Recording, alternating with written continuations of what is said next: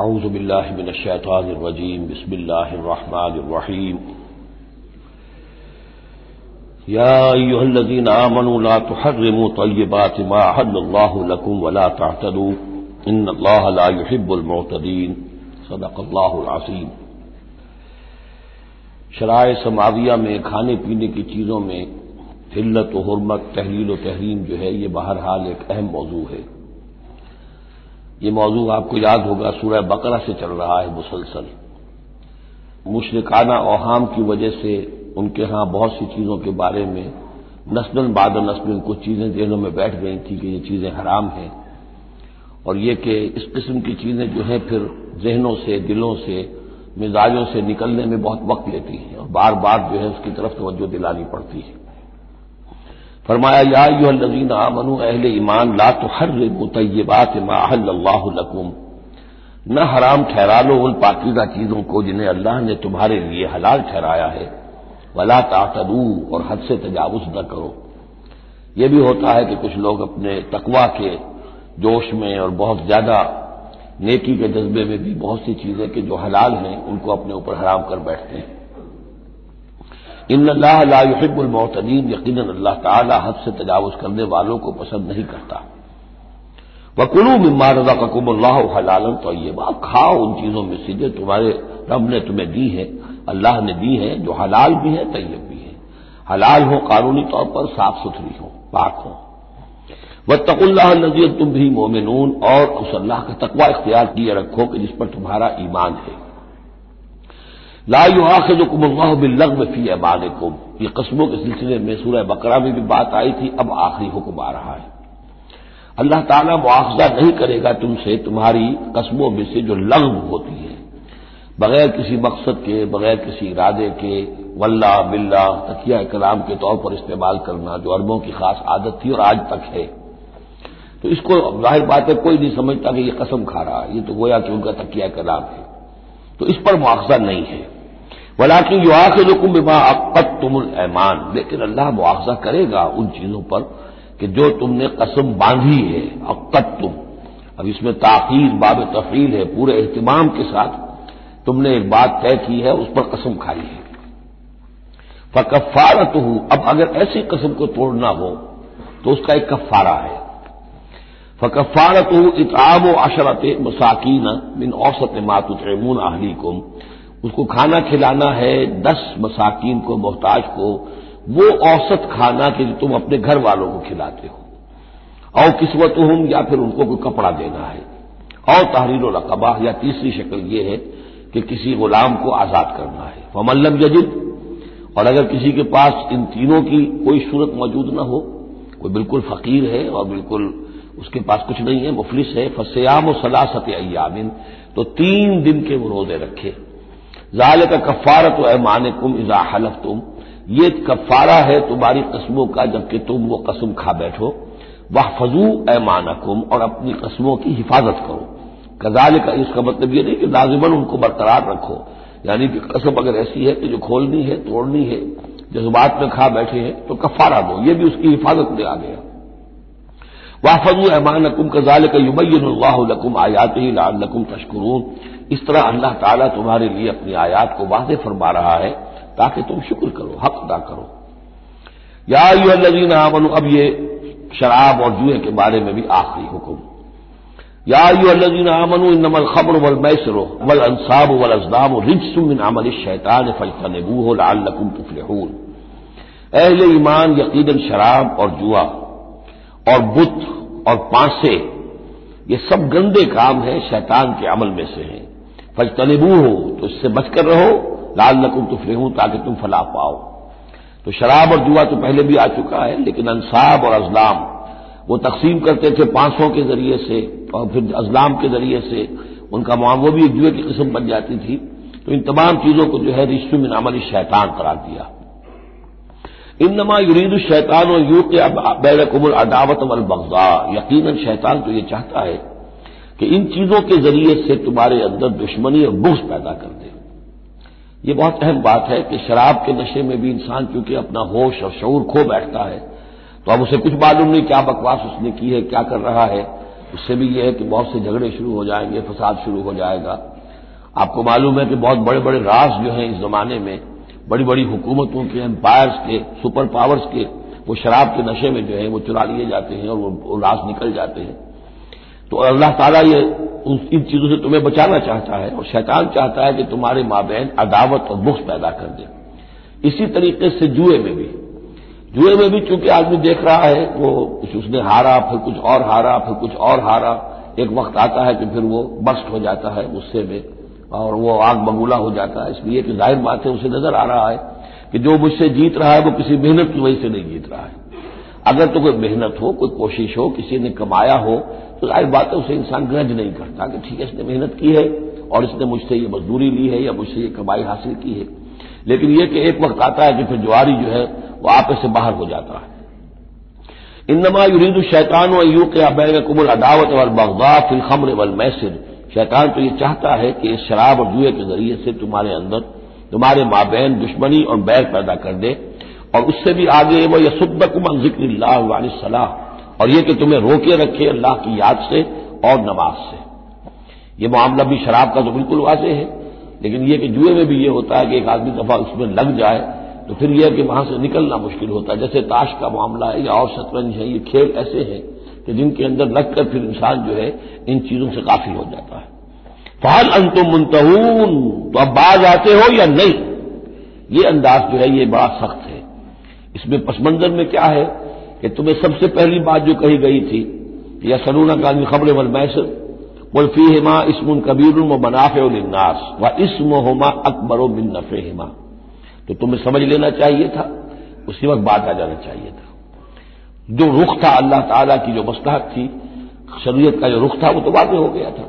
خیر چلیے اس پر بھی تم نے نہیں مانا، پھر اگلا قدم ہم نے اٹھایا اور کہا کہ اگر شراب کے نشے میں ہو تو نماز کے قریب نہ جاؤ۔ اس سے تو پھر اب پوری طریقے سے واضح ہو جانا چاہیے تھا کہ دین کی اہم ترین چیز جو ہے وہ نماز ہے، صلاۃ و عماد الدین، دین کا ستون ہے، اور یہ جو شے ہے وہ ہمیں نماز سے روک رہی ہے، تو تمہیں چھوڑ دینا چاہیے تھا۔ بہرحال اب یہ کہ آخری بات ہماری طرف سے آ گئی ہے، فہل انتم منتہون، تو اب بھی بعد آؤ گے کہ نہیں؟ واطیعوا اللہ واطیعوا الرسول، اور اطاعت کرو اللہ کی اور اطاعت کرو رسول کی صلی اللہ علیہ وسلم، واحذروا، اور بچتے رہو۔ فإن تولیتم فاعلموا انما علی رسولنا البلاغ المبین، اور اگر تم پھر جاؤ گے، پیٹھ موڑ لو گے، ہمارے اس حکم سے سرتابی کرو گے، فاعلموا، تو جان لو، انما علی رسولنا البلاغ المبین، کہ ہمارے رسول پر تو ذمہ داری ہے صاف صاف پہنچا دینے کی۔ یہ حکم اللہ کا ہے، اللہ کا حکم پہنچانا رسول کے ذمہ تھا، رسول نے پہنچا دیا، اپنا کام کر دیا۔ اب معاملہ ہوگا اللہ کا اور تمہارا، اللہ تم سے نپٹے گا، تم سے حساب لے گا۔ یہ جو اب اگلی آیت آ رہی ہے یہ بھی قرآن مجید کے فلسفہ، حکمت اور دین کی بڑی گہری باتوں کے ضمن میں بہت بنیادی آیت ہے، اور اس کا پس منظر یہ ہے کہ جب شراب کے بارے میں اتنا سخت انداز آیا کہ یہ رجسن، گندے کام ہیں، عمل شیطان میں سے ہیں، باز آتے ہو کہ نہیں، تو بہت سے مسلمانوں کو تشویش ہو گئی کہ ہم جو شراب پیتے رہے، اتنا عرصے تک پیتے رہے، یہ گندگی تو ہماری ہڈیوں میں بیٹھ گئی ہوگی۔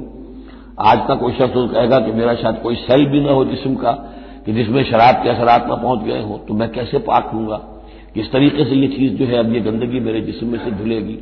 تو یہ تشویش جو ہے اس کو رفع کرنے کے لیے، جیسے تحویل قبلہ کے وقت تشویش ہو گئی تھی کہ 16 مہینے جو ہم نے نمازیں پڑھی، اگر اصل قبلہ تھا کعبہ اور ہم نمازیں پڑھتے رہے بیت المقدس کی طرف رخ کرتے تو وہ نمازیں تو ضائع ہو گئی، اور نماز ہی تو ایمان ہے۔ وما کان اللہ لیضیع ایمانکم، نہیں، اللہ تعالیٰ تمہارے ایمان کو ضائع کرنے والا نہیں ہے۔ ایسے ہی یہاں ان کی دلجوئی کے لیے فرمایا لیس علی الذین آمنوا وعملوا الصالحات جناح فیما طعموا، ان لوگوں پر جو ایمان لائے اور جنہوں نے نیک عمل کیے کوئی گناہ نہیں ہے اس میں جو کچھ پہلے کھا پی چکے۔ کسی شے کی حرمت کے قطعی حکم کے آنے سے پہلے جو کچھ کھایا پیا گیا جبکہ اس کی حرمت کا اعلان نہیں ہوا تھا تو اس کا کوئی گناہ ان پر نہیں رہے گا، یہ کوئی ان کی ہڈیوں میں بیٹھ جانے والی شے نہیں ہے۔ یہ مورل لا ہے، یہ فزیکل لا نہیں ہے۔ فزیکل لا میں تو ہوتا ہے کہ کچھ چیزوں کے اثرات جو ہیں وہ دائمی ہو جاتے ہیں، مورل لا میں تو یہ ہے کہ بڑے سے بڑا گناہ ہو، کوہ احد جتنے گناہ ہوں، صدق دل سے توبہ کی جائے سب صاف ہو جائیں گے۔ التائب من الذنب کمن لا ذنب لہ، گناہ سے حقیقی معنی میں توبہ کرنے والا بالکل ایسے ہے جیسے اس نے کبھی گناہ کیا ہی نہیں تھا، وہ تو نامہ اعمال جو ہے بالکل دھل جاتا ہے۔ لہذا اس تشویش کو اپنے قریب مت آنے دو۔ لیس علی الذین آمنوا وعملوا الصالحات جناح فیما طعموا، اب جو آ رہا حصہ، اذا اتقوا وآمنوا وعملوا الصالحات ثم اتقوا وآمنوا ثم اتقوا واحسنوا واللہ یحب المحسنین، جب تک کہ وہ تقوی کی روش اختیار کیے رکھیں اور ایمان لائیں اور نیک عمل کریں، پھر اور تقوی میں بڑھے اور ایمان لائیں، پھر اور تقوی میں بڑھے اور درجہ احسان پہ فائز ہو جائے۔ واللہ یحب المحسنین، اور اللہ تعالی محسنوں سے محبت کرتا ہے۔ یہ تین درجے ہیں اصل میں۔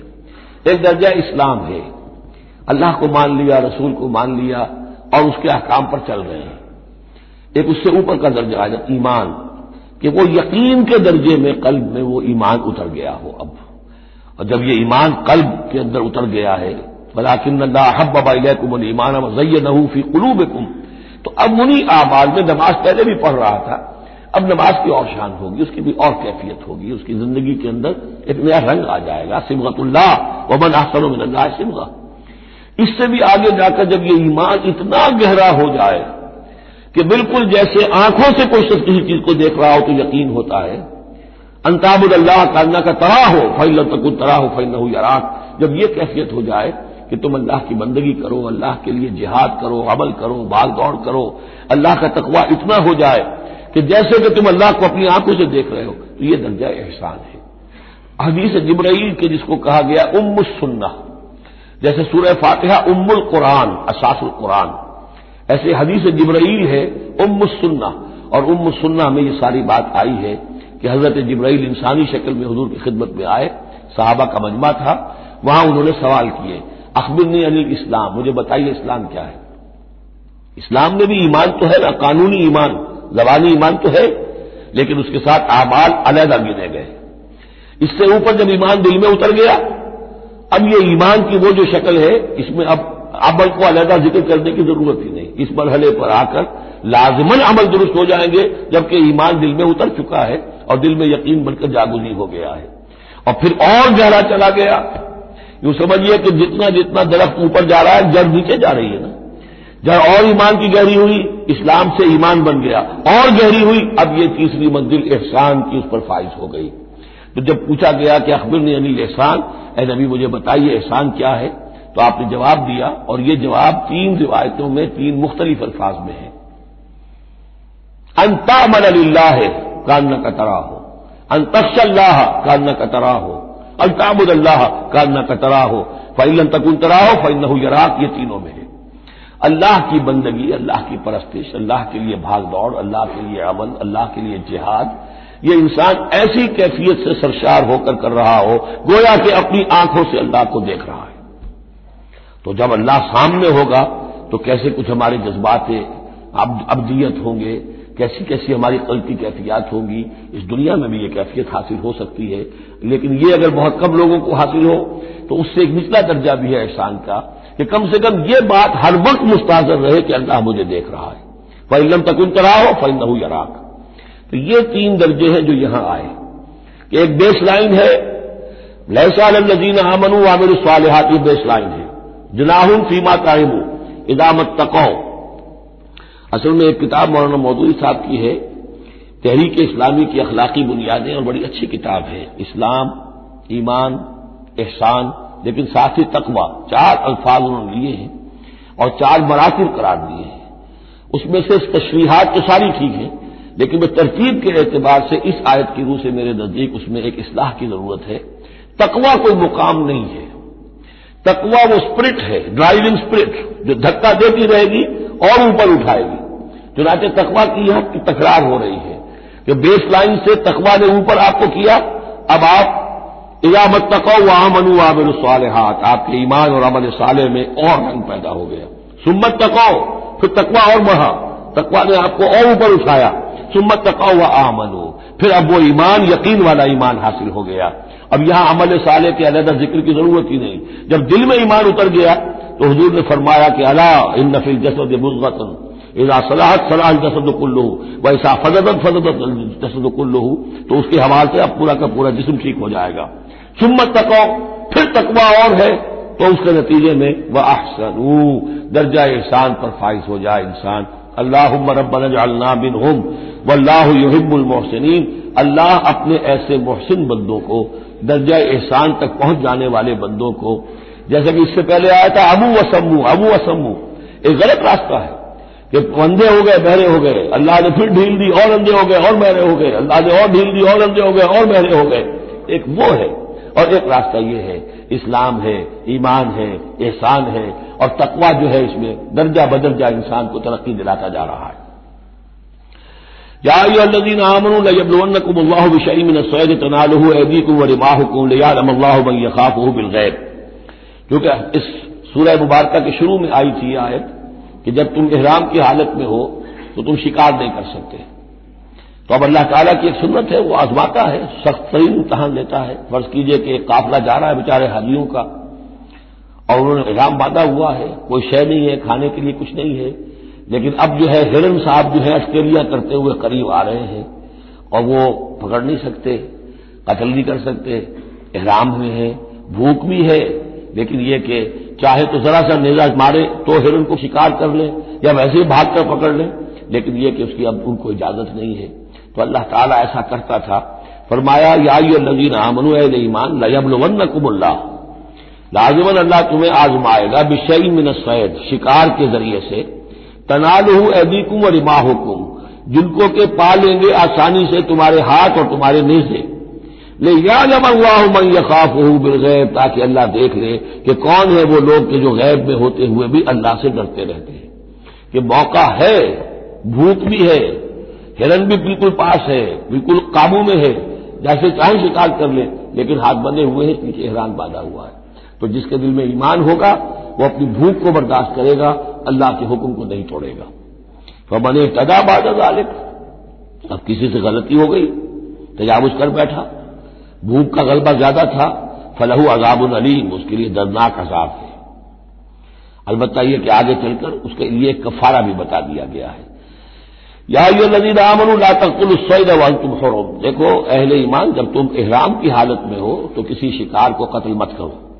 ومن قتلہ منکم، تو جو کوئی تم میں سے انہیں قتل کر بیٹھے، شکار کر بیٹھے، جان سے مار بیٹھے، متعمداً، جان بوجھ کر، فجزاء مثل ما قتل من النعم، تو پھر اس کا کفارہ ہوگا ویسا ہی ایک حیوان، ویسا ہی ایک چوپایا اللہ کی راہ میں صدقہ کیا جائے اور وہ گویا کہ کفارہ بنا دیا جائے. کیسا ہے کہ اگر آپ نے ہرن مارا ہے تو پھر بکری یا بھیڑ، نیل گائے اگر مار لی ہے تو پھر گائے. اسی طریقے سے جس قسم کا، جس سائز کا اور جس اسٹیچر کا آپ نے وہ حیوان جو شکار کیا اسی کا اسے برابر کا چوپایا دینا ہوگا. فجزاء مثل ما قتل من النعم یحکم بہ ذوی عدل منکم، دو آدمی تمہارے جو ہوں معتبر، وہ چاہیے کہ وہ اس کی گواہی دے کہ ہاں یہ جانور جو اس نے شکار کیا ہے یہ اس کے برابر ہو جائے گا.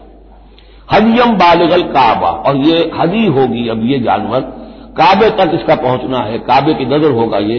او کفارۃ، یا پھر اس کا ایک کفارہ اور بھی ہے، طعام و مساکین، کچھ مساکین کو کھانا کھلانا، صدقہ فطر کے حساب سے ہے یہ جو فقہا نے لکھا ہے. اور عدل ذالک صیامن، یا اتنے ہی روزے رکھنا. وہ بھی دیکھنا ہوگا کہ جانور جو تھا، بکری تھی، ہرن تھا، کتنے آدمی اس کو کھا سکتے تھے، اتنے آدمیوں کو کھانا کھلاؤ، یا پھر اتنے دن کے عدل ذالک صیامن روزے رکھو. لیذوق وبال امرہ، تاکہ وہ اپنے کیے کی سزا جو ہے وہ پالے. اف اللہ عما سلف، اللہ معاف کر چکا ہے جو کچھ کے پہلے ہو چکا. ومن عادا، لیکن جو پھر ابھی دوبارہ کرے گا، اعادہ کرے گا، فینتقم اللہ منہ، تو اللہ تعالیٰ اسے انتقام لے گا. واللہ عزیز الانتقام، اور یقیناً اللہ تعالیٰ زبردست ہے، انتقام لینے والا، بدلہ لینے والا. احل لکم صید البحر وطعامہ متاعا لکم، البتہ یہ کہ اگر کشتیوں کے ذریعے سے، جہازوں کے ذریعے سے حاجی لوگ آ رہے ہوں تو ان کے لیے چھوٹ ہے، وہ احرام کی حالت میں بھی جو مچھلی ہے اس کا شکار کر سکتے ہیں. احل لکم صید البحر، سمندر کا، دریا کا جو شکار ہے وہ تمہارے لیے حلال کیا گیا. وطعامہ متاعا لکم وللسیارہ، اور اس کا جو دریا کا کھانا ہے وہ تمہارے لیے بہت اچھا جو ہے فائدے کی چیز ہے، اور سب مسافروں کے لیے. اور آج آپ کو معلوم ہے کہ یہ سی فوڈ جو ہے یہ دنیا میں کس قدر اب معروف بھی ہے، محبوب بھی ہے، مقبول بھی ہے، اور بہت سی برائیوں سے اور بیماریوں سے بچانے والا بھی ہے، سی فوڈ، یہ تو اب ایک بڑا سمجھیے کہ پوری دنیا کے اندر غذا کا ایک نیا خزانہ ہے کہ جو سامنے آیا لوگوں کے. تو فرمایا وطعامہ متاعا لکم والسیارہ، اس کا جو طعام ہے جو سمندر کے اندر اللہ نے پیدا کیا ہوا ہے، مچھلیاں ہیں یا اور کوئی اسی طریقے کی اللہ نے تمہارے لیے کھانے کی چیزیں پیدا کی ہیں. وحرم علیکم صید البر ما دمتم حرما، لیکن خشکی پر شکار کرنا تمہارے لیے جب تک کہ تم احرام میں ہو حرام کر دیا گیا. واتقوا اللہ الذی الیہ تحشرون، اور اللہ کا تقوی اختیار کیے رکھو جس کی طرف کہ تمہیں لازماً جمع کر دیا جائے گا، لے جائے جاؤ گے گھیراؤ کر کے. جعل اللہ الکعبۃ البیت الحرام قیاما للناس، اللہ تعالیٰ نے کعبے کو جو بیت الحرام ہے، بزرگی والا گھر ہے، اسے لوگوں کے قیام کا باعث بنا دیا ہے. والشہر الحرام، اور شہر حرمت والا شہر بھی اللہ تعالیٰ نے معین کیا ہے. والہدیہ، اور قربانی کے جانور ان کا بھی ذکر ہو چکا ہے اس سورت کے شروع میں. والقلائد، اور وہ جانور جن کے گلوں میں پٹے ڈال دیے گئے ہوں نشانی کے طور پر کہ یہ کعبے کے لیے ہدی کے جانور ہیں، یہ سب اللہ تعالیٰ کی طرف سے ہے، اس کی توثیق ہو رہی ہے. یعنی یہ کوئی تمہاری جاہلیت کی روایات نہیں ہے، یہ چیزیں جو ہیں کعبے کی حرمت اور عظمت، اسی طریقے سے شہر حرام، اسی طریقے سے ہدی کے جانور، اور وہ کہ جن کے گلوں میں پٹے پڑے ہوئے ہوں ہدی کے جانور ہونے کے اعتبار سے. ذالک لتعلموا ان اللہ یعلم ما فی السماوات و ما فی الارض، یہ اس لیے کہ تم اچھی طرح جان لو کہ اللہ تعالیٰ کو آسمانوں اور زمین کی ہر شے کا علم حاصل ہے. ان اللہ بکل شیء علیم، اللہ تعالیٰ ہر چیز کا علم رکھتا ہے. اس کے مقابلے میں 4 چیزیں آئیں گی جو ان کے ہاں حرام ہو گئی تھی، ان کو پھر کہا جا رہا ہے کہ اس کے لیے کوئی سند نہیں ہے کتاب میں موجود، وہ بعد میں آئیں گی. اعلموا ان اللہ شدید العقاب، جان لو کہ اللہ تعالیٰ سزا دینے میں بہت سخت ہے. وان اللہ غفور الرحیم، اور اللہ غفور الرحیم بھی ہے. یعنی اس کی تو دونوں شانیں ہیں. اب تم دیکھو کہ تم اپنے آپ کو کس شان کے ساتھ متعلق کر رہے ہو، کس کا مستحق بنا رہے ہو، اس کی عقوبت کا یا اس کی رحمت اور مغفرت کا. ما علی الرسول الا البلاغ، ہمارے رسول پر سوائے پہنچا دینے کی کوئی ذمہ داری نہیں ہے، باقی ساری ذمہ داری اب تمہاری ہے. واللہ یعلم ما تبدون وما تکتمون، اللہ جانتا ہے جو کچھ کہ تم ظاہر کرتے ہو اور جو کچھ کہ تم چھپاتے ہو. قل لا یستوی الخبیث والطیب، اے نبی کہہ دیجئے ناپاک اور پاک برابر نہیں ہو سکتے. ولو اعجبک کثرت الخبیث، چاہے ناپاک شے کی کثرت جو ہے وہ تمہاری آنکھوں کو اچھی لگے. آدمی تو چاہتا ہے بہتات ہونی چاہیے بس ہر چیز کی، ناجائز حرام سے آیا ہوا مال ہو جمع ہو گیا ہے اچھا لگے گا آپ کو، ہے خبیث ہو. تو خبیث اور طیب برابر نہیں ہو سکتے، چاہے کثرت جو ہے خبیث کی وہ جو آنکھوں کو چکا چوند تو کرتی ہے، نظر کو خیرہ کرتی ہے، چمک تہذیب حاضر کی. فاتقوا اللہ یا اولی الالباب لعلکم تفلحون، تو اللہ کا تقوی اختیار کرو اے ہوش مندو تاکہ تم فلاح پاؤ. یا ایھا الذین آمنوا لا تسألوا عن اشیاء ان تبد لکم تسؤکم، اہل ایمان ان چیزوں کے بارے میں سوال نہ کرو کہ وہ اگر تم پر کھول دی جائیں، واضح کر دی جائیں تو تمہیں اچھی نہیں لگے گی، تمہیں بری لگے گی. بعض چیزوں کی طرف سے اللہ تعالیٰ نے خود خاموشی اختیار کی ہوتی ہے، خام خواہ سوال کر کر کے اور اس کو اپنے اوپر جو ہے ذمہ داری کو بڑھا لینا، یہ بھی ایک جو خاص قسم کی مذہبی ذہنیت ہوتی ہے، کھودنے کریدنے کی اور بال کی کھال اتارنے کی، اس کا نتیجہ یہ نکلتا ہے. چنانچہ حج کے بارے میں جب آیت نازل ہوئی وَلِلَّهِ عَلَى النَّاسِ حِجُّ الْبَيْتِ مَنِ اسْتَطَاعَ إِلَيْهِ سَبِيلًا، اس سورہ آل عمران میں ہم پڑھ آئے ہیں. تو ایک صاحب کھڑے ہو گئے کہ حضور کیا ہر سال فرض ہے؟ حضور نے سوال سن لیا لیکن سنا انسنا کر دیا، دوسری طرف رخ کر لیا. اب وہ ادھر تشریف لے آئے. حضور کیا ہر سال فرض ہے؟ حضور نے پھر جو ہے اس سے ایک ماس برتا، پھر آپ نے رخ موڑ لیا، تیسری مرتبہ پھر آپ ناراض ہوئے کہ دیکھو اگر میں ہاں کہہ دوں تو قیامت تک کے لیے ہر سال حج فرض ہو جائے گا. جس چیز کے اندر اللہ تعالیٰ نے اجمال رکھا ہے اس میں تمہاری بہتری ہے. جو شخص ہر سال کر سکتا ہو کرے، لیکن یہ کہ فرضیت جو ہے اس کے ساتھ ہر سال کی قید اللہ نے نہیں لگائی. تم سوال کر کے اپنے لیے تنگی پیدا کر لو. جیسے وہ گائے کے بارے میں کیسا رنگ ہو اور کیا اس کی عمر ہو اور کیسی گائے ہو، یہ ساری چیزیں اسی طرح کی ہیں. لیکن یہ کہ ان تسألوا عنہا حین ینزل القرآن تبد لکم، اگر تم سوال کرو گے جبکہ ابھی قرآن کا نزول جاری ہے تو وہ ظاہر کر دی جائے گی. اللہ تعالیٰ نے اپنی حکمت کے تحت اس کے اوپر پردے ڈالے ہوئے ہیں. وہ سمجھتا ہے کہ اس میں تمہارے لیے تنگی ہو جائے گی، بہت زیادہ ہو جائے گا، لیکن اگر سوال کرو گے تو پھر وہ ظاہر کر دی جائے گی. عفا اللہ عنہا، اللہ تعالیٰ نے اس میں درگزر سے کام لیا ہے، تو پر نرمی کی ہے، یہ کسی نسیان کی وجہ سے نہیں ہے، بھول کی وجہ سے نہیں ہے، غلطی کی وجہ سے نہیں ہے، معاذ اللہ۔ واللہ غفور رحیم غفور حلیم، اللہ غفور ہے اور حلم والا ہے۔ قد سألها قوم من قبلكم ثم اصبحوا بها کافرین، تم سے پہلے کی قوم یہ اہل کتاب جو اسی قسم کے سوال کرتے رہے اور پھر یہ کہ وہ اس کے انکار کرنے والے بن گئے۔ اب یہاں وہ چار چیزیں بھی آ رہی ہیں کہ جو ان کے ہاں بہت زیادہ مقدس ہو گئی تھی۔ ما جعل اللہ من بحیرۃ ولا صائبۃ ولا وسیلۃ ولا حامل، وہاں کیا تھا؟ جعل اللہ الکعبۃ البیت الحرام قیاما للناس والشہر الحرام والہدی والقلائد، یہ چار چیزیں ان کی توثیق ہو گئی کہ یہ تو واقعتاً اللہ کی شریعت کے اجزاء ہیں، ان کا احترام اور ان کی حرمت کو ملحوظ رکھنا لازم ہے۔ یہ چار چیزیں یہ تمہارے جاہلیت کے دور کے جو مشرکانہ اوہام ہیں ان کی یادگاریں ہیں، اس کے لیے اللہ کی طرف سے کوئی سند نہیں ہے۔ ان چیزوں کے بارے میں بہت سے اقوال ہیں، لیکن میں یہاں آپ کو پڑھ کر سنا رہا ہوں کہ جو حضرت سعید ابن مسیب رحمۃ اللہ علیہ کی تفسیر صحیح بخاری میں جو ان الفاظ کی آئی ہے وہ مولانا شبیر احمد عثمانی صاحب نے اپنے حواشی میں نقل کی ہے۔ بحیرہ جس جانور کا دودھ بتوں کے نام کر دیتے تھے کوئی اپنے کام میں نہ لاتا تھا۔ صائبہ جو جانور بتوں کے نام پر ہمارے زمانے کے سانڈ کی طرح چھوڑ دیا جاتا تھا۔ وسیلہ جو اونٹنی مسلسل مادہ بچہ جنے درمیان میں نر بچہ پیدا نہ ہو اسے بھی بتوں کے نام پر چھوڑ دیتے تھے۔ حامی نر اونٹ جو ایک خاص عدد سے جفتی کر چکا ہو اسے بھی بتوں کے نام پر چھوڑ دیتے تھے، تو ان کو چھوڑ دیتے تھے کہ اب یہ کسی کوئی ان کو ہاتھ نہ لگائے، کوئی ان سے استفادہ نہ کرے، نہ ان کا گوشت کھایا جا سکتا ہے، نہ ان سے کوئی خدمت لی جا سکتی ہے، یہ محترم ہو گئے۔ تو اس کے لیے فرمایا ما جعل اللہ من بحیرۃ ولا صائبۃ ولا وسیلۃ ولا حامل ولکن الذین کفروا یفترون علی اللہ الکذب، بلکہ یہ تو وہ لوگ جنہوں نے کفر کیا وہ افترا کرتے رہے ہیں، جھوٹ گھڑتے رہے ہیں، اللہ کے ذمے یہ باتیں لگاتے رہے ہیں۔ واکثرهم لا یعقلون، ان کی اکثریت جو ہے وہ عقل سے عاری ہے۔ وَإِذَا قِيلَ لَهُمْ تَعَالَوْا إِلَىٰ مَا أَنزَلَ اللَّهُ وَإِلَى الرَّسُولِ، اور جب ان سے کہا جاتا ہے آؤ اس چیز کی طرف جو اللہ نے نازل فرمائی اور آؤ اللہ کے رسول کی طرف، بمصطفیٰ برسا خیش را کے دی ہم اوست، اگر بہو نہ رسیدی تمام بولا بیست، قالوا حسبنا ما وجدنا علیہ آباءنا، وہ کہتے ہیں ہمارے لیے وہ کافی ہے جس پر ہم نے اپنے آباء و اجداد کو پایا ہے، ان کی روایت یہی ہے، ان کی رسومات یہی تھیں، وہ کوئی جاہل تھوڑا ہی تھے، آج تمہیں عقل آئی ہے، تم نے دین سمجھا ہے، یہ ہمارے بزرگ جو ہیں یہ اتنے عرصے سے یہ کام کرتے چلے آ رہے ہیں، یہی باتیں آج بھی آپ سنتے ہیں۔ کسی رسم کو آپ کہیں کہ بھائی کوئی سند نہیں ہے اس کی دین میں، نہ کہیں صحابہ کے یہاں اس کا وجود تھا، لیکن یہ کہ کوئی چھوڑنے کو تیار نہیں ہے۔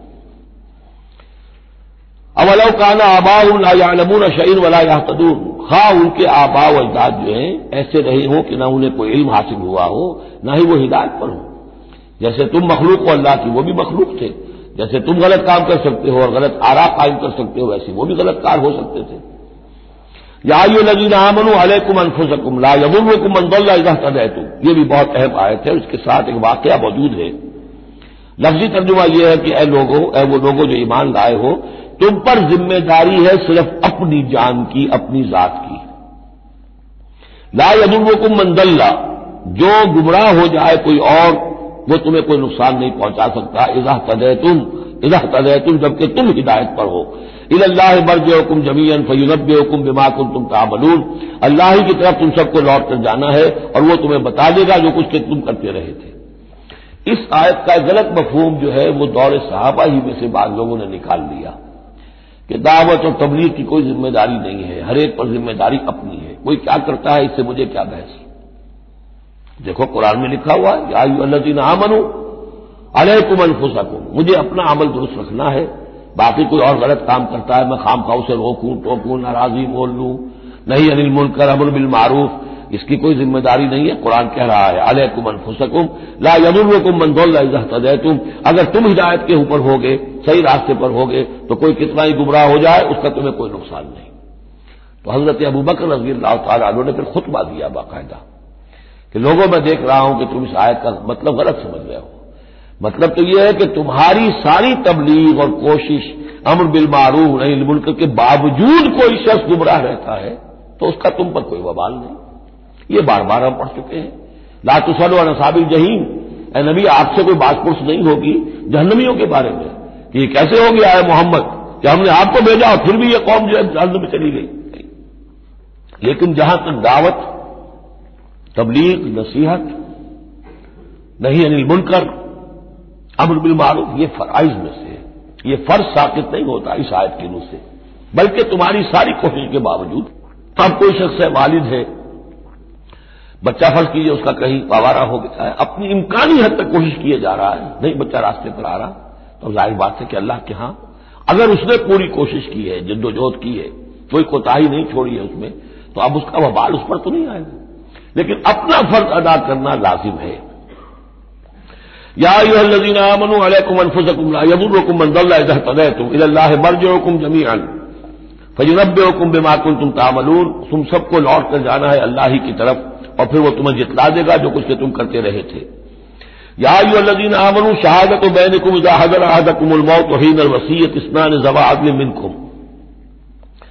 اہل ایمان تمہارے مابین شہادت کا نصاب، جبکہ تم میں سے کسی کی موت کا وقت آ جائے اور وہ وصیت کر رہا ہو، تو دو معتبر اشخاص کا ہونا چاہیے.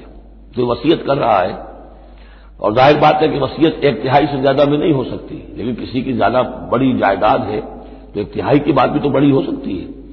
تو وصیت کے وقت دو گواہ ضرور بنا لو کہ یہ وصیت کی گئی. او آخران من غیرکم، اور وہ جو گواہ ہے وہ تمہارے لوگوں میں سے ہونے چاہیے، خاندان میں سے، اس آبادی میں سے، قبیلے میں سے، جو معروف ہوں، جانتے ہیں. او آخران من غیرکم، لیکن ایک شکل ہو سکتی ہے ان انتم ضربتم فی الارض، اگر تم زمین میں سفر پر نکلے ہوئے ہو اور وہاں موت کی، فاصابتکم مصیبت الموت، وہاں سفر کی حالت میں تم پر موت کا یہ واقعہ جو ہے یہ واقع ہو جاتا ہے، یہ مصیبت موت واقع ہو جاتی ہے. اس صورت میں او آخران من غیرکم، تو دو گواہ ہو سکتے ہیں، وہ تمہارے غیر بھی ہو سکتے ہیں، کسی غیر قوم کے، غیر قبیلے کے. لیکن یہ کہ بہرحال جب عام حالات میں اپنے گھر میں، اپنی بستی میں، اپنے خاندان ہی میں رہتے ہوئے جبکہ کوئی شخص انتقال کر رہا ہے، تو اسے وصیت میں گواہ اپنے لوگوں میں سے، رشتہ داروں میں سے، قرابت داروں میں سے دو معتبر آدمیوں کو بنانا چاہیے. تحبسونہما من بعد الصلاۃ، اب اس کے بعد جب یہ کہ اس کا انتقال ہو گیا تو اب یہ کہ وصیت کا مسئلہ آئے گا. لوگ پوچھیں کیا واقعی یہ وصیت جو ہے اس شخص کی ہے؟ تو اب ان دونوں کو روکو، کھڑا کرو، من بعد الصلاۃ، نماز کے بعد. مسجد ہے، نماز پڑھی ہے، اب وہ دونوں کھڑے ہو جائیں. فیقسمان باللہ، پھر انہیں چاہیے کہ اللہ کی قسم کھائیں. ان ارتبتم، اگر تمہیں کوئی ان کے بارے میں شک ہو کہ کہیں یہ وصیت کو بدل نہ دیں، کہیں ان سے غلطی نہ ہو جائے، تو ان سے قسم کھلوا لو. حلف کی بنیاد پر وہ اپنا جو ہے وہ وہاں پر شہادت دیں گے. اور پھر انہیں کہنا چاہیے لا نشتری بہ ثمنا، ہم اس کی کوئی قیمت وصول نہیں کریں گے، کوئی ناجائز فائدہ اس سے نہیں اٹھائیں گے. ولو کان ذا قربا، چاہے کوئی قرابت داری کا معاملہ ہو، کسی کے حق میں ہم کوئی ناانصافی نہیں کریں گے. ولا نکتم شہادت اللہ، اور نہیں ہم چھپائیں گے اللہ کی گواہی کو. اب گواہی جو ہے اتنی عظیم شے ہے کہ شہادت اللہ کہا گیا، اللہ کی گواہی، اللہ کی طرف سے امانت ہے. انا اذا لمن العاصمین، اگر ہم ایسا کریں گے تو ہم یقیناً گناہ گار ہوں گے. فإن عثر علی انہم استحقا اسما، پھر اگر یہ خبر ہو، یہ شک ہو، یہ اطلاع ملے کہ ان دونوں نے تو گناہ کمایا ہے، جھوٹ بولا ہے، حلفیہ بیان بھی غلط دیا ہے، وصیت میں ترمیم کی ہے، وصیت کو بدل دیا ہے، اس کے باوجود کہ نماز کے بعد حلف اٹھا کر یہ بات کر رہے ہیں. آخر انسان ہے، ہر معاشرے میں ہر طرح کا انسان ہر وقت موجود رہتا ہے. فآخران یقومان مقامہما، تو اب دو اور لوگ کھڑے ہوں جو کہ ان کی جگہ پر اب کھڑے ہوں، من الذین استحق علیہم الاولیان، کہ جن کے حق کو تلف کیا ہے ان پہلوں نے، وہ کھڑے ہوں گے اب کہ ہمارا حق یہ لوگ تلف کر رہے ہیں، وصیت کے اندر انہوں نے خیانت کی ہے. فیقسمان باللہ، اب وہ قسم کھائیں گے اللہ کی، لشہادتنا احق من شہادتہما، ہماری گواہی زیادہ حق ہے، برحق ہے، صحیح ہے، درست ہے ان کی گواہی سے. وما اعتدینا، اور ہم نے ہرگز کوئی زیادتی نہیں کی ہے. انا اذا لمن الظالمین، یقیناً اس صورت میں ہم ظالم ہوں گے. ذالک ادنیٰ، یہ طریقہ کار قریب تر ہے اس سے، ان یاتوا بشہادت علی وجہہا، کہ لوگ شہادت کو بالکل صحیح فیس ویلیو پر پیش کریں، کیونکہ انہیں یہ معلوم ہوگا کہ ہم نے جھوٹی قسم کھا بھی لی، تب بھی جو دوسرا فریق ہے وہ بھی اگر قسم اٹھا گیا تو ہماری وہ جھوٹی قسم جو ہے وہ بھی ضائع ہو جائے گی، لہذا وہ پھر اس کی ہمت نہیں کریں گے.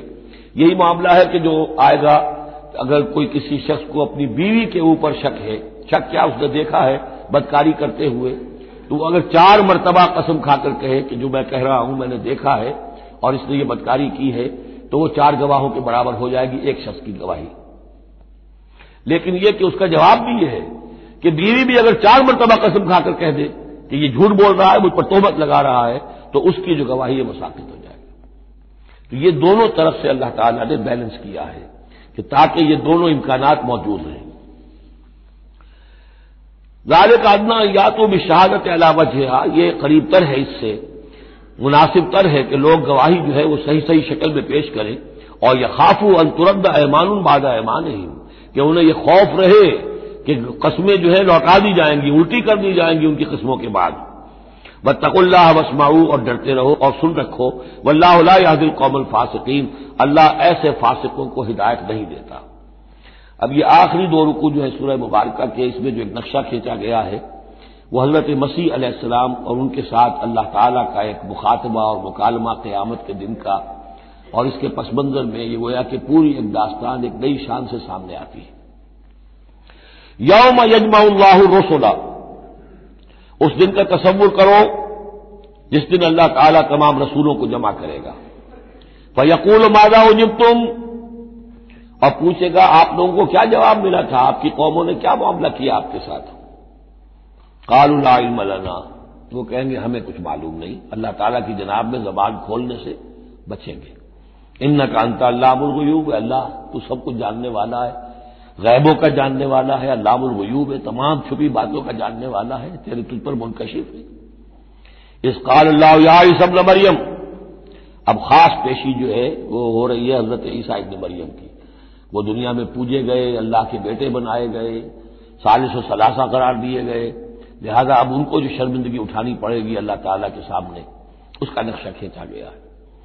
اس قال اللہ یا عیسی ابن مریم اذکر نعمتی علیک، اور جب کہے گا اللہ تعالیٰ کہ اے مریم کے بیٹے عیسیٰ ذرا میرے ان انعامات کو یاد کرو جو تم پر ہوئے، وعلی والدتک، اور تمہاری والدہ پر ہوئے، اذ ایدتک بروح القدس، جبکہ میں نے تمہیں مدد پہنچائی، تائید کی تمہاری روح القدس سے، جبرائیل کے ذریعے سے، تکلم الناس بالمہد وکہلا، تم نے گفتگو کی لوگوں کے ساتھ، بگھوڑے میں بھی، گوج میں بھی، انفنسی میں بھی، اور کہلن، اور پوری طریقے سے جوان اور پورے طریقے سے ایک ایڈلٹ کی حیثیت سے بھی۔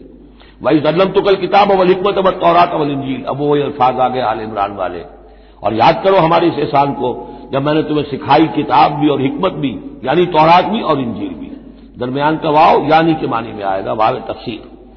وَإِذْ تَخْلُقُ مِنَ الطِّينِ كَهَيْئَةِ الطَّيْرِ بِإِذْنِي، اور یاد کرو جبکہ تم بناتے تھے گارے سے پرندے کی ایک شکل میرے حکم سے، فَتَنفُخُ فِيهِ فَتَكُونُ طَيْرًا بِإِذْنِي، پھر تم اس میں پھونک مارتے تھے تو وہ ایک اڑتا ہوا پرندہ ہو جاتا تھا میرے حکم سے۔ وَتُبْرِئُ الْأَكْمَحَ وَالْأَبْرَصَ بِإِذْنِي، اور تم اچھا کر دیتے تھے مادرزاد اندھے کو بھی اور کوڑھی کو بھی میرے حکم سے۔ وَإِذْ تُخْرِجُ الْمَوْتَىٰ بِإِذْنِي، اور جبکہ تم مردے کو کھڑا کر دیتے تھے، چلنے والا بنا دیتے تھے، بِإِذْنِي، میرے حکم سے۔ وَإِذْ كَفَفْتُ بَنِي إِسْرَائِيلَ عَنْكَ، اور یاد کرو میرے اس احسان کو کہ میں نے بنی اسرائیل کے ہاتھ روک لیے تم سے، ان کے ہاتھ تم تک نہیں پہنچنے دیے۔ یہ وہی واقعہ ہو گیا کہ حضرت مسیح گرفتار نہیں ہوئے، حضرت مسیح کو عین اس وقت جبکہ وہ پولیس والے داخل ہوئے باغ میں، 4 فرشتے اترے ہیں اور لے کر آسمان پر چلے گئے۔ وَإِذْ كَفَفْتُ بَنِي إِسْرَائِيلَ عَنْكَ، میں نے ہاتھ روکے رکھے بنی اسرائیل کے تجھ سے، اِذْ جِئْتَهُم بِالْبَيِّنَاتِ، جب تم ان کے پاس آئے کھلے معجزوں کے ساتھ۔ فقال الذين كفروا منهم، تو کہا ان لوگوں نے جنہوں نے ان میں سے کفر کیا، ان هذا الا سحر مبين، نہیں ہے یہ مگر کھلا جادو۔ وَإِذْ أَوْحَيْتُ إِلَى الْحَوَارِيِّينَ، اور پھر ذرا یاد کرو میرے اس احسان کو کہ میں نے اشارہ کر دیا، دل میں ڈال دیا وحی کی حواریین کی طرف۔ یہ وحی خفی، حواریین تو ظاہر بات ہے وحی جلی جو ہے، وحی نبوت تو نہیں آ سکتی، لیکن جیسے کہ شہد کی مکھی کے لیے وحی کا لفظ آ گیا ہے، آسمانوں کو وحی کی اللہ تعالیٰ نے، تو یہ وحی خفی ہے۔ وَإِذْ أَوْحَيْتُ إِلَى الْحَوَارِيِّينَ، اور جب میں نے اشارہ کیا، الہام کر دیا حواریین کو، ان آمنوا بی وبرسولی، ایمان لاؤ مجھ پر بھی اور میرے رسول پر بھی۔ قالوا آمنا واشهد بأننا مسلمون، اور انہوں نے کہا کہ ہم ایمان لائے، اور اے عیسیٰ آپ بھی گواہ رہیے کہ ہم اللہ کے فرما برداروں میں سے ہیں۔ اذ قال الحواریون، اور ذرا یاد کرو اس واقعے کو جبکہ حواریین نے یہ کہا، یا عیسی ابن مریم، اے عیسیٰ مریم کے بیٹے، حل تستطیع ربک، کیا آپ کے رب کو یہ قدرت حاصل ہے ان ينزل علینا مائدۃ من السماء، کہ ہم پر آسمان سے ایک دسترخوان اتر آئے؟ قال اتقوا اللہ ان کنتم مؤمنین، عیسیٰ نے کہا کہ اللہ کا تقوی اختیار کرو اگر تم ایمان رکھتے ہو، ایسی دعائیں نہیں کرنی چاہیے، ایسے مطالبے نہیں کرنے چاہیے۔ قالوا نريد ان ناكل منها، انہوں نے کہا نہیں، ہم چاہتے ہیں کہ آسمان سے خوان اترے اور اس میں ہمارے لیے غذا ہو اور ہم اس میں سے کھائیں، وتطمئن قلوبنا، اور ہمارے دل بالکل مطمئن ہو جائیں۔ یعنی وہ ایسی بات ہو گئی جیسے حضرت ابراہیم نے کہا تھا ارنی کیف تحیی الموتیٰ، اس طرح کا کوئی مشاہدہ وہ بھی مانگ رہے تھے۔ ونعلم، اور ہمیں یہ معلوم ہو جائے پوری طریقے سے ان قد صدقتنا، کہ آپ نے جو باتیں بھی ہم سے کہی ہیں بالکل سچی ہیں، کسی شک و شبے کی کوئی گنجائش نہیں۔ ونکون علیہا من الشاہدین، اور ہم ان تمام باتوں پر پورے گواہ بن جائیں، ہمیں وہ یقین کامل حاصل ہو جائے کہ پھر ہم آپ کی جانب سے جب تبلیغ کریں لوگوں کے اندر تو ہمارے اپنے دل میں کہیں کسی شک و شبے کا کوئی کانٹا چبھا ہوا باقی نہ رہ گیا ہو۔ قال عیسی ابن مریم، تو اس پر حضرت عیسیٰ ابن مریم نے دعا کی، اللہم ربنا انزل علینا مائدۃ من السماء، اے اللہ، اے ہمارے رب، اتار دے ہم پر ایک دسترخوان، ایک خوان بھرا ہوا آسمان سے، تکون لنا عیدن، وہ ہمارے لیے ایک عید بن جائے گا، جشن کی بات ہو جائے گی، آسمان سے خاص سے یہاں سے کھانا ہمارے لیے آئے، لأولنا وآخرنا، ہمارے پہلوں کے لیے بھی پچھلوں کے لیے بھی، وآیۃ منک، اور ایک نشانی بن جائے گی تیری جانب سے، وارزقنا، اور ہمیں رزق عطا فرما، وانت خیر الرازقین، اور یقیناً تو بہترین رزق دینے والا ہے۔ قال اللہ، اللہ نے جواباً ارشاد فرمایا، انی منزلها علیکم، میں نازل کر دوں گا وہ تم پر، فمن یکفر بعد منکم، لیکن پھر اس کے بعد جو کوئی کفر کی روش اختیار کرے گا، فانی اعذبہ عذابا لا اعذبہ احدا من العالمین، تو پھر اس کو میں وہ عذاب دوں گا جو تمام جہانوں میں کسی اور کو نہیں دوں گا۔ یعنی جب اس طرح کا خرق عادت کوئی چیز دکھا دی جائے، کھلا معجزہ، پھر رعایت نہیں ہوتی۔ چنانچہ قوموں کا معاملہ یہی تھا، قوم سمود نے مطالبہ کیا حضرت صالح علیہ السلام سے کہ ابھی اس چٹان میں سے ایک گابن جو اونٹنی برآمد ہو جانی چاہیے، وہ اونٹنی جو ہے برآمد ہو گئی، لیکن اب رعایت نہیں تھی۔ اب اگر ایمان نہیں لاؤ گے تو اب کہہ دیا گیا چند دن ہے، تم بس ہو گیا، اب اس کے بعد ختم ہو جاؤ گے۔ اس لیے کہ اس قسم کی نشانیاں دکھانے کے بعد پھر وہ رعایت نہیں رہتی، مہلت ختم ہو جاتی ہے۔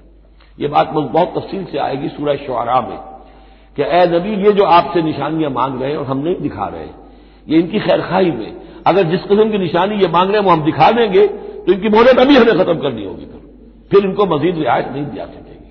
اور اس قسم کے معجزے دیکھ کر پہلے بھی کوئی ایمان نہیں لایا، نہ یہ لائیں گے۔ اندر جو فساد ہے نیت کا، وہ کہاں انہیں ماننے دے گا۔ نہ قوم صالح نے مانا، حالانکہ ان کو اپنی نگاہوں کے سامنے انہوں نے ایسا معجزہ دیکھ لیا۔ حضرت عیسیٰ کے معجزوں کو یہودیوں نے نہیں مانا، جادو قرار دیا۔ تو معجزے سے ایمان تو کوئی لایا نہیں، سوائے وہ جادوگر جو تھے حضرت موسیٰ علیہ السلام سے جن کا مقابلہ ہوا تھا۔ باقی یہ کہ عام قوم جو ہے، فرعون تو ایمان نہیں لایا، فرعون کے جو درباری ہے وہ ایمان نہیں لائے۔ تو اس لیے یہ جو ہوتا ہے کہ اگر کوئی اس قسم کی نشانی دکھا دی جائے تو یہ اصل میں پھر لوگوں کے لیے اس اعتبار سے ان کے خلاف جا پڑتی ہے کہ ابھی اللہ کچھ اور مہلت دیتا، کچھ اور ڈھیل دیتا، کچھ اور لوگ سمجھ لیتے، کچھ اور لوگوں کو ایمان کی توفیق مل جاتی اور وہ سلسلہ بند ہو جاتا۔ قال اللہ انی منزلها علیکم فمن یکفر بعد منکم، میں نازل تو کر دوں گا تم پر وہ، لیکن پھر اس کے بعد جو کوئی بھی تم میں سے کوئی کفر کی روش اختیار کرے گا، ناشکری کرے گا، فإنی اعذبہ عذابا لا اعذبہ احدا من العالمین، تو پھر اس کو عذاب وہ دوں گا جو تمام جہانوں میں کسی اور کو نہیں دوں گا۔ وَإِذْ قَالَ اللَّهُ يَا عِيسَى ابْنَ مَرْيَمَ، اب یہ آخری ڈراپ سین ہے اس کا اور بہت سخت ہے یہ، اور جب کہے گا اللہ تعالیٰ ہے مریم کے بیٹے عیسیٰ، أَأَنْتَ قُلْتَ لِلنَّاسِ اتَّخِذُونِي وَأُمِّيَ إِلَٰهَيْنِ مِن دُونِ اللَّهِ، کیا تم نے کہا تھا لوگوں سے کہ مجھے اور میری ماں کو بھی الہ بنا لینا، معبود بنا لینا اللہ کے سوا، تم نے کہا تھا؟ قال سبحانک، حضرت عیسیٰ فرمائیں گے، عرض کریں گے اللہ تو پاک ہے، ما یکون لی ان اقول ما لیس لی بحق، میرے لیے کیسے ممکن تھا کہ میں وہ بات کہتا جس کے کہنے کا مجھے کوئی حق حاصل نہیں۔ ان کنت قلتہ فقد علمتہ، اگر میں نے وہ بات کہی ہوتی تو پروردگار وہ تیرے علم میں ہوتی ہے۔ تعلم ما فی نفسی، تو جانتا ہے جو کچھ میرے جی میں ہے، ولا اعلم ما فی نفسک، میں تو نہیں جانتا جو تیرے جی میں ہے۔ انک انت علام الغیوب، یقیناً تو تمام غیبوں کا جاننے والا ہے، حقیقت تیری نگاہ کے سامنے تو موجود ہے۔ ما قلت لہم، میں نے ہرگز ان سے کچھ نہیں کہا، الا ما امرتنی بہ، مگر وہی کچھ جس کا کہ تو نے مجھے حکم دیا تھا، ان اعبدوا اللہ ربی و ربکم، اور وہ یہی بات تھی کہ میں نے ان سے یہی کہا تھا کہ پرستش کرو اور بندگی کرو اللہ کی، جو میرا بھی رب ہے اور تمہارا بھی رب ہے، وکنت علیہم شہیدا ما دمت فیہم، اور میں تو ان کے اوپر جب تک ان میں موجود تھا ان کا نگران تھا، ان کے اوپر میں ان کی دیکھ بھال کر رہا تھا۔ یہاں یہ خبردار ہونا نگرانی کرنے کے معنی میں ہے، وکنت علیہم شہیدا ما دمت فیہم فلما توفیتنی، جب تو نے مجھے اٹھا لیا۔ اب یہاں بھی توفیتا بہت کے معنی میں نہیں ہے، انی متوفی کا، وہ یاد رکھ لیجیے ساری بحث جو میں کل کر چکا ہوں۔ جب تو نے مجھے اٹھا لیا، کنت انت الرقیب علیہم، تو اس کے بعد تو ظاہر ہے کہ تو ہی نگران تھا ان پر، وانت علی کل شیء شہید، اور یقیناً تو ہر چیز پر نگران ہے، ہر چیز پر گواہ ہے، ہر چیز سے باخبر ہے۔ ان تعذبہم فانہم عبادک،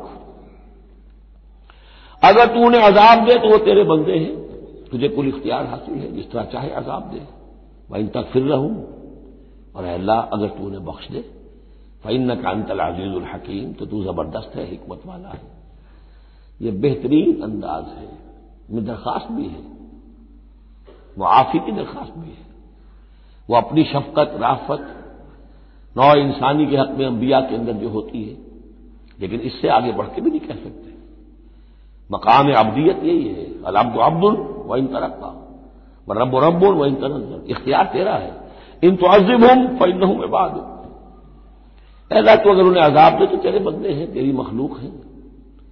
وان تغفر لهم، اور اگر تو معاف فرمانا چاہے تو تجھ سے تو کوئی بات پوچھ نہیں کر سکتا، کوئی جواب طلبی نہیں کر سکتا کہ تو نے کیسے معاف کر دیا۔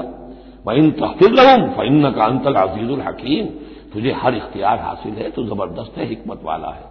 قال اللہ ھذا یوم ينفع الصادقین صدقهم، اللہ فرمائیں گے، اب جیسے میں نے ڈراپ سین کہا تھا، یہ پوری پیشی جو ہے اس کا آخری نقشہ کیا ہوگا، اللہ فرمائے گا یہ آج کا دن وہ ہے جس دن سچوں کو ان کی سچائی فائدہ پہنچائے گی۔ قال اللہ ھذا یوم ينفع الصادقین صدقهم، ان کا صدق ان کے حق میں مفید ہوگا۔ لہم جنات تجری من تحتها الانہار خالدین فیہا ابدا، ان کے لیے باغات ہیں جن کے دامن میں ندیاں بہتی ہوں گی، ان میں وہ ہمیشہ ہمیشہ رہیں گے، فیہا ابدا۔ رضی اللہ عنہم ورضوا عنہ، اللہ ان سے راضی ہو گیا اور وہ اللہ سے راضی ہو گئے۔ یہ آخری مقام ہے، رضامندی باہمی، اللہ تم سے راضی، تم اللہ سے راضی۔ رضی اللہ عنہم ورضوا عنہ، ذالک الفوز العظیم، اور یہی ہے بہت بڑی کامیابی۔ للہ ملک السماوات والارض، اللہ ہی کے لیے ہے آسمانوں اور زمین کی بادشاہی، وما فیہن، اور جو بھی ان سب میں ہے اس کی بادشاہی، اس کا اختیار اسی کے ہاتھ میں ہے۔ وہو علی کل شیء قدیر، اور وہ ہر چیز پر قادر ہے۔